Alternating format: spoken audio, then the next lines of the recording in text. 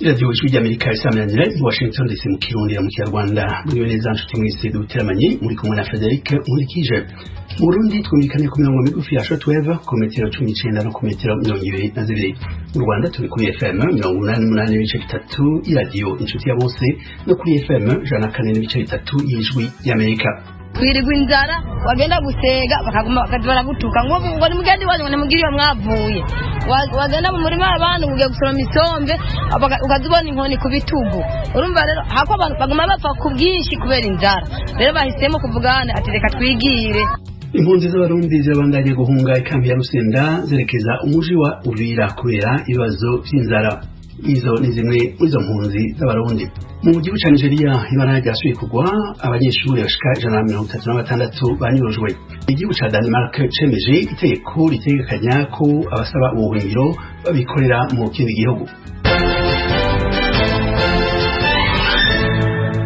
Amakuru avugwa hirya no hino ku isi tuyatanguriye mu gihugu ca Nigeria. Abategetsi bemeje amakuru avuga ko abanyeshuri 136 banyurujwe. Ayo makuru avuga kandi ko muri abanyeshuri banyurujwe harimo abafite imyaka 5 nk'uko vyemejwe n'umukuru w'iryo shure uyu munsi kwa kane. Abantu bitwaje inkoho bari ku mapikipiki bateye ishure Salihu Tanko rya Kiislamu ku munsi wa Mungu bica umuntu umwe bongera banyuruza abarimu batatu nk'uko umuyobozi w'iryo shure Umar Idrissa yabibwiye itorokanizo ry'amakuru Associated Press. Idrissa yavuze ko igitiri gishobora kwiyongera ngo kuko ubuyobozi bw'iryo shure butarashobora kuvugana n'abavyeyi bose kugira ngo bwemeze ko abana bari kumwe n'abavyeyi babo. Muri mwaka honyene abanyeshuri amajana baranyurujwe muri aruko bwa Nigeria kandi leta ntirashobora guhagarika iyo nyifato y'inkozi z'ikibi zinyuruza abanyeshuri zigahava zisaba ingwati yo kubabohoza. Ivyo byaratumye amashuri atari make yugarwa. Mu nzego zirindwi abanyeshuri 14 hamwe n'abakozi bo muri kaminuza ya Greenfield University iri muri leta ya Kaduna bararekuwe nyuma y'ukwezi bamaze baranyurujwe. Ababanyuruje bitwaje inkoho basavye amadolari ibihumbi amajana vy'ingwati bari banze kwica batanu mu banyeshuri bagize imbohe kugira ngo bategeke abavyeyi babo gutoza ayo mafaranga ingwate. Mu gihugu ca Sudani naho umutekano uracungerewe cane mu gihe hitezwe imyiyerekano. Ajejwe umutekano muri ico gihugu bugaye amabarabara makuru agana ku nyubakwa za leta no ku makambi ya gisirikare ku mugwa mukuru Khartoum makuru uyu wa kane mu kwitegurira imyiyerekano yatumwe ko n'amashirahamwe aharanira inyungu z'abanyagihugu. Imyiyerekano yabereye ku mugwa mukuru no mu bindi bisagara vyo mu gihugu hagati ifise intumbero gusaba ko haba ubutungane ku bantu bose bishwe mu mwaka wa 2019 igihe leta ariko iratuza abatavuga rumwe nayo bari mu myiyerekano. Itunganijwe kandi mu ntumbero yo kwibuka imyaka 2 iheze aho kwigenekezo rya gatatu ry'ukwezi kwa gatandatu imyiyerekano yari kwibera imbere y'amakambi y'igisirikare ku murwa mukuru hamwe no mu bindi bisagara vyo muri ico gihugu itujijwe. Ivyo zabaye inyuma yaho igisirikare gikuriye umutegetsi yamaze imyaka myinshi atwaza igitugu Omar al-Bashir bivuye ku myiyerekano y'abanyagihugu bariko biyamiriza intwaro yiwe yamaze imyaka ishika 30. Sudani kiriko kigerageza gusubira mu ntwaro ya demokrasi. Muri iki gihe kirongowe n'abasirikare bafatikanije n'abasivile muri leta ifata ikibanza ihanzwe n'ibibazo by'ubutunzi n'umutekano.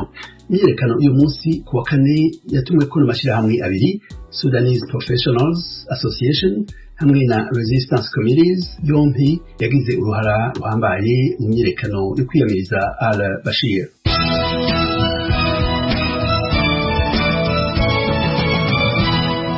Umugabane wa Buraya naho Denmark cemeje itegeko ritanga uburenganzira ko impapuro z'abasaba ubuhungiro muri ico gihugu zisabirwa hanze y'umugabane Uburaya. Inkuru dushikirizwa na mugezi wacu Fidel Nyongabo. Iryo tegeko ryemejwe uno munsi kwa kane ryashabuje abaharanira agateka ka muntu ishirahamwe mpuzamakungu ONU n'urwego nyobozi rw'umuryango w'ubumwe bw'Uburaya. Denmark ni igihugu caranzwe n'imigambi ikomeye yo kugwanya abaza kugerera ku butaka bwacu mu kiringo c'imyaka 10 irangiye. Iryo tegeko rizotuma bitorohera utwigoro tw'umuryango w'ubumwe bw'Uburaya tugutunganya gushasha amategeko yerekeye abimukira n'abasaba ubuhungiro, ikintu cyateye ibibazo bikomeye muri uwo muryango. Urwego nyobozi rw'umuryango w'ubumwe bw'Uburaya rubona ko iryo tegeko ritajanye n'ivyo Denmark ciyemeje mu makungu. Iryo tegeko rishasha rizorekurira ico gihugu kwimurira impunzi zishitse ku butaka bwaco mu bibanza bigenewe impunzi mu kindi gihugu kiri hanze y'akarere k'Uburaya kugira dosiye zabo zerekeye gusaba ubuhungiro zihwezwe mu binazoshoboka ko zironka ubuhungiro muri ico gihugu nyene. Abategetsi ba Denmark bizeye ko iryo tegeko rizotuma abantu baheba kurondera ubuhungiro muri ico gihugu. Ubugereki bugiye guha ibihugu bituranye inkingo za COVID-19 ni nkuru dushikirizwa na mugenzi wacu Eugenie Mukanguzi. Iki gihugu kizaha izo nkingo ibihugu bituranye byo mu majyaruguru ari byo Albania na Macedonia. Ni inkingo zose hamwe 40,000 za COVID-19. Mu kiganiro yahaye abanyamakuru umuvugizi wa leta y'Ubugereki Aristotelia Peroni yagize ati bufatanyije na komisiyo y'umuryango w'ubumwe bw'Uburayi nk'uko byinshi mu bihugu by'Uburayi byabikoreye abaturanyi babyo, Ubugereki buzaha inkingo 20,000 Macedonia kandi buhe izindi 20,000 igihugu cya Albania. Cyakora uwo muvugizi Peroni ntiyumvikanishije igihe icyo gikorwa nyirizina kizabera. Igihugu ca Syria cakiriye inkingo za mbere za COVID-19 zaturutse mu Rusiya. Inkuru n'ubundi dushikirizwa na mugenzi wacu Eugenie Mukanguzi. Ni ubwoko bw'urukingo rwitwa Sputnik V rwa COVID-19 nk'uko ibiro ntaramakuru Interfax byabitangaje uyu munsi kuwa kane bisubiramo ibyavuzwe na ambasaderi wa Syria mu Burusiya. Ambasaderi Riyad Haddad ntiyavuze uko uwo muzigo w'inkingo ungana. Cyakora yavuze ko ubu zigiye guhabwa rubanda nyuma y'uko abaganga n'abayobozi bakuru bo mu gihugu babaye abambere mu kubona urukingo rwa mbere. Ku ruhande rwe Mikhail Bogdanov wungirije minisitiri w'ububanyi n'amahanga w'Uburusiya yavuze ko izindi nkingo zishobora kuzoherezwa. Byumvikanye mu magambo ya Bogdanov, Interfax yasubiyemo agira ati nizisabwa kandi niba bishoboka hazaba hari izindi nkingo tuzafasha inshuti zacu zose.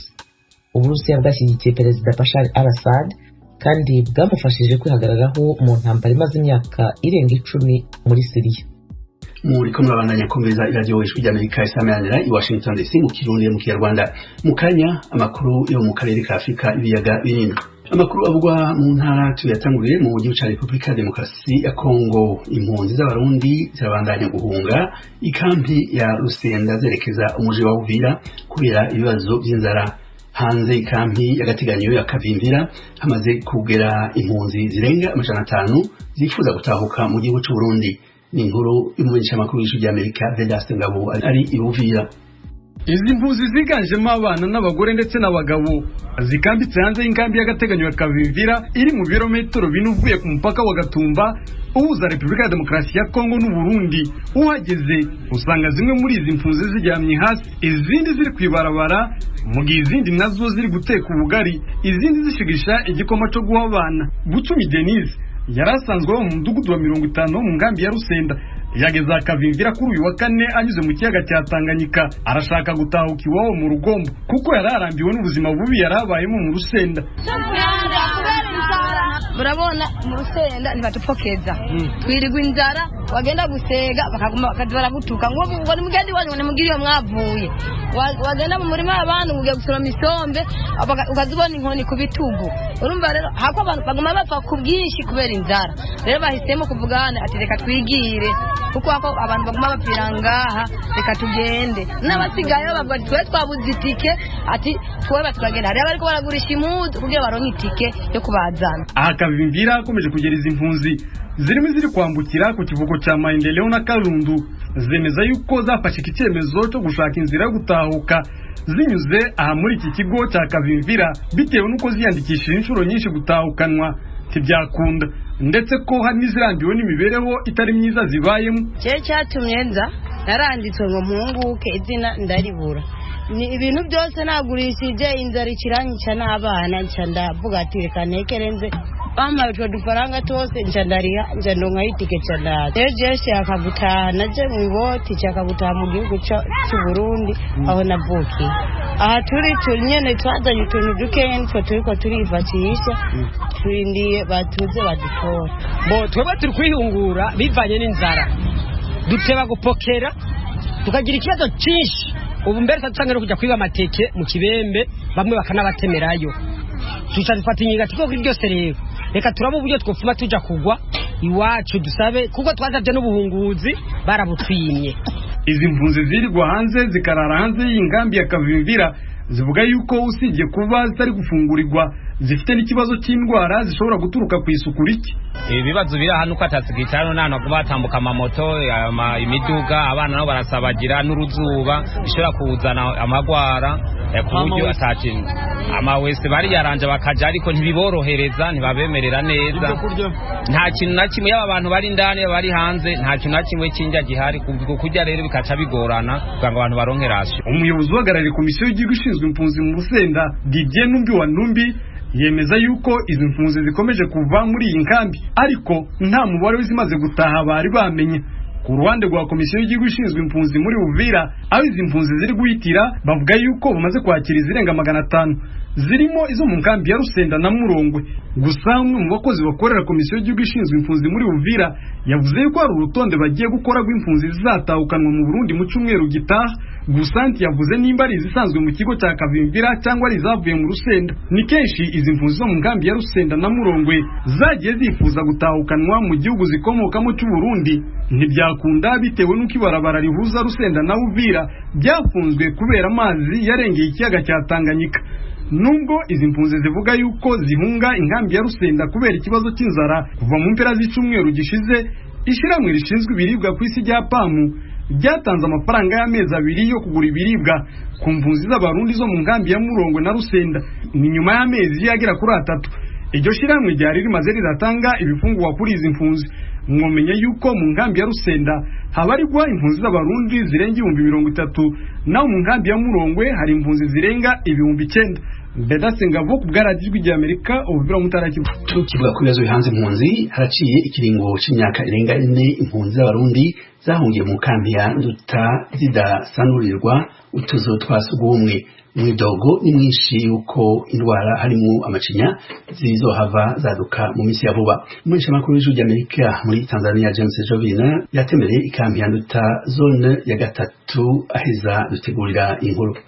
Bamwe mu bahambariwe n'ikibazo c'akazu ka sugumwe cyane cyane n'imiryango ituyemwo abana benshi, tumwe muri utwo tuzu twa sugumwe twaruzuye kubera cy'iminsi myinshi batarabubakira utundi tuzu. Ibyo bigatuma ingaruka mbi harimwo abana kugwaragurika kubera imicafu itumwa n'iyo myuzurire ya sugumwe. Bamwe mu bahaye ikiganiro ry'Amerika aho batubwira uko biri. Ubwame duhura mu bose imwe turi benshi, hanyuma ugasanga dutanguye umuntu nk'ugiye agwaye nko mu nda bikamugora ukuntu aca yinjira mu musarani kandi asanze mu wundi.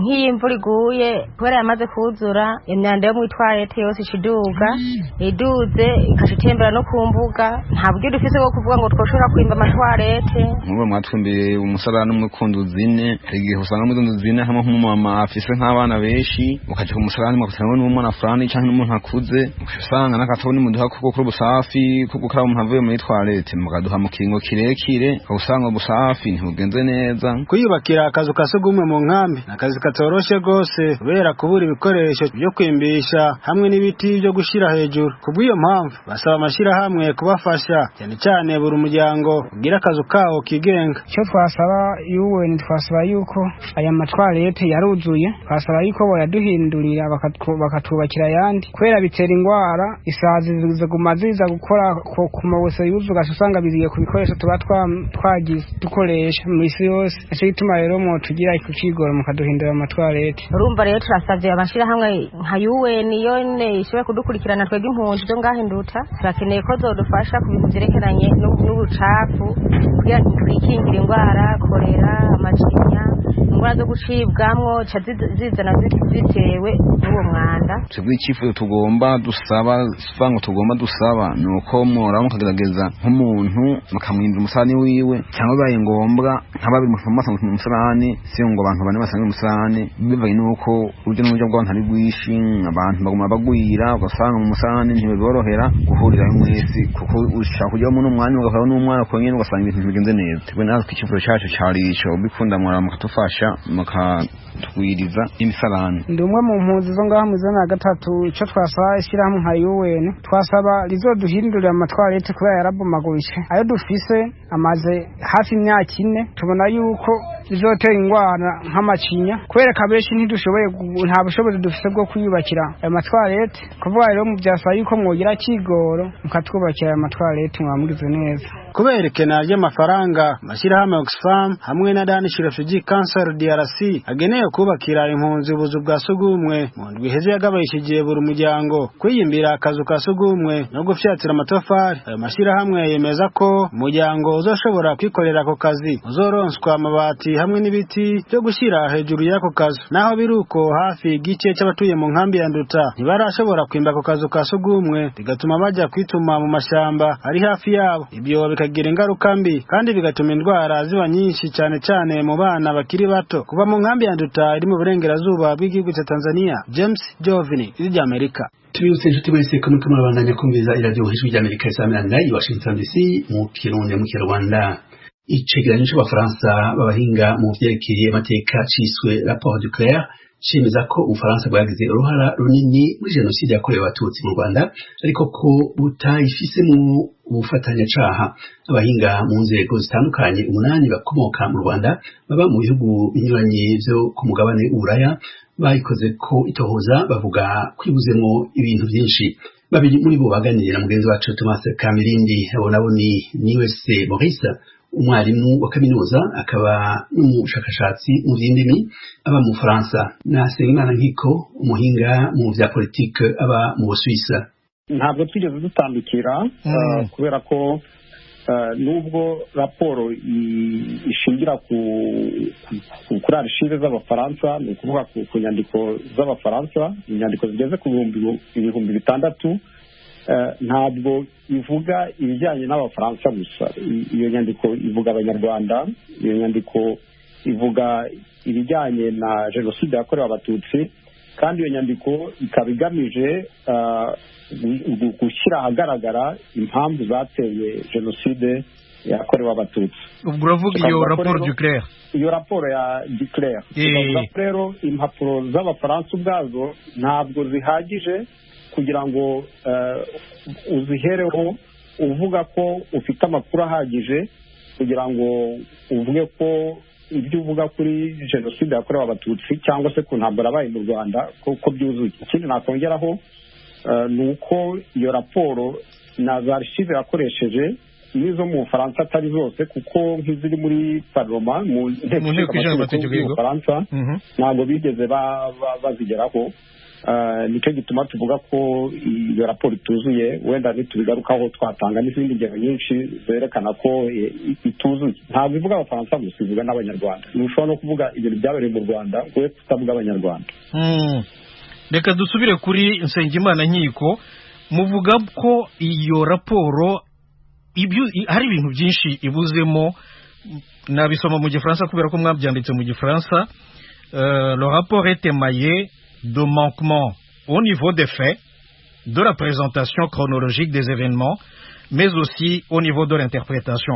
Mbivuze mu Kinyarwanda ubwo ngubwo ibuzemo ibintu by'amakuru nyayo afatika, ukuntu ibintu byagiye bikurikirana mu ngengabihe, mbese mu matariki n'ibindi, nanone no mu kubyumva, mbese mu kubyumvisha, mu kubisobanukirwa. Nk'akantu gakomeye muri ibyo bintu kambere kaza ku isonga mwabonye iyo raporo itadoma ku rutoki wa mugani w'abarundi na gaci.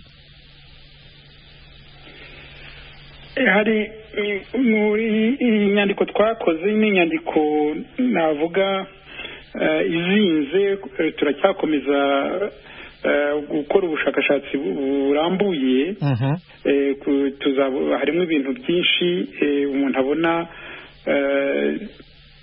tukwiye kuzagarukaho. Harimo ibintu byinshi rwose bibuze. Wavuga yuko ntabwo tuvuge mbese nko kuva muri 1994 ubona uruhare nko mu Rwanda ubwarwo byonyine honyine. Ntabwo wumva uruhare nk'amashyaka ya opposition yagize muri iyo kuva muri 1994, kandi nabo bari igice kindi kitari Habyarimana cyangwa kitari Kagame, mvuze mu magambo makeya, nacyo cyari gifite uko kibona ibintu kandi cyakoze ibintu ku buryo bihinduka, ku buryo ibintu bihinduka. Urwo ruhare rwose ntirugaragara kandi uzi ko guhera muri 1992 mu kwezi kwa kane opposition niyo yayoboraga guverinoma. Reka tubyibutse aho ngaho nanone, reka tubyibutse Nkiko, Minisitiri Nsengiyaremye na Uwiringiyimana nyuma nibo babaye ba minisitiri ba mbere, bashingwa minisiteri muri leta, yewe kugera naho tuvuge n'ibintu byerekeye ubutasi mu gihugu, hagati mu gihugu byari bishinzwe abantu bo muri opposition. Umwe wari ubishinzwe nk'ubu ngubu ari aho ngaho bari mu Rwanda, niwe perezida w'inteko ya Sena mu Rwanda. Urumva nk'ubwo rero kuvuga ibyo bintu byose, ibyo ntubivuge ikibazo cya opposition, ukuntu abantu ba opposition aribo bapfuye mu ba mbere, nibo bapfuye mu ba mbere nubwo bayoboraga leta, bayoboraga guverinoma, bapfuye mu ba mbere. Icyo kintu rero kubona kigiye ku ruhande ni ibintu bitumvikana. Ikindi ni uko Abafaransa bari mu Rwanda, yego iyo urebye ubona abari bashinzwe ubutasi baho biberaga hanze, amakuru yabo yose bayavanaga mu Buganda, yaba batavanaga mu Buganda bayavanaga mu Bubiligi nibwo bwayabahaga. Ariko urabona kuva muri kuri 1990 intambara iba kugera 1994, uzi ibisasu byaturikaga buri gihe n'iki, mbese hari umutekano mukeya. Nk'ubwo hari aho twabyanditse tuvuga hari inyandiko Abafaransa, abantu bagiraga inama Abafaransa, urumva ko niyo ibintu bibuzemo n'icyo, bagiraga inama Abafaransa banditse berekana bya ibisasu byagendaga biturika hirya hino icyo gihe cyose, berekanye ko ibyinshi byari bya FPR. Icyo kintu ntabwo bashyizemo, muribuka mu kwezi kwa kabiri muri 1993 FPR yagabye ibitero mu Rwanda, ishyira abanyarwanda bo mu Byumba na Ruhengeri hafi miliyoni rwose, baza kuba mu nkambi z'amafuti hano za Nyacyonga. Urumva hapfamo abantu 40,000. Ibyo bintu ntabwo ubibona. Simbizi ubwo none se ubwo uruhare rwabo, urabona gupfa kwa Gatabazi mu kwezi kwa kabiri 1994, yego uribuka byagenze rwose, igihugu cyarahubanganye hose, cyane cyane muri Kigali, kubera umuntu wari upfuye, kandi bizwi neza umuntu wamwishe yuko byagaragaye ko ari FPR. Mbese hari ibintu bigaragara bikomeye bituma buretse gatoya raporo igenda ibishyira ku ruhande, n'ibindi byinshi cyane. Mbese hari ibintu Nkiko, yego ndakumva. Kuvuga ngo byaragaragaye ko ari FPR yishe Gatabazi, byagaragaye gute? Ninde wabyerekanye? Hakozwe ankete mu gihugu hakozwe ankete mu gihugu rwose, ya gendarmerie yarayikoze, kandi byagaragaye yuko aho yari avuye mu nama muri ya hoteli Umubano, iyo nama nta wundi muntu wari wayiteguye, niwe wagomba guhura na FPR. Urumva bamwica arimo kwinjira mu rugo, yewe ndi mu bantu ba mbere baketse yuko yishwe na Habyarimana, ariko nyuma izo raporo zimaze gusohoka, umuntu abonye koko ukuntu igihe cye cyakoreshejwe, natwe ubwacu tugera ahubwo turabyemera, kandi nanjye nari mu wa mbere bavugaga yuko atishwe rwose, ko yishwe na Habyarimana, ariko byagaragaye yuko yishwe na FPR arimo kwinjira mu rugo. Hanyuma ibyo byose kuba bitagaragara muri raporo y'Abafaransa, nicyo cyonyine gusa mwanenga kuko ni uruhare rw'abafaransa muri jenoside, ntabwo ari uruhare rw'abanyarwanda, ntabwo ari uruhare rw'abanyamerika, ntabwo ari uruhare rw'ababiligi iriya raporo Duclair ivuga yibandaho. None se ubwo ibyo byose izo ngero utanze zitari muri raporo ye birahurira he